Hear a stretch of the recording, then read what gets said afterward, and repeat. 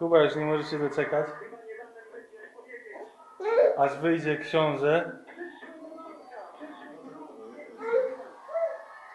Zobacz, Kuba.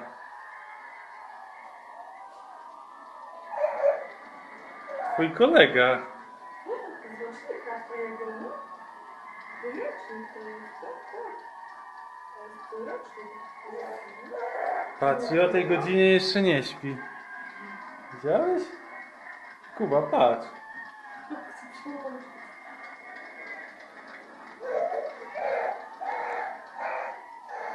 Zobacz, jaki mały, piękny.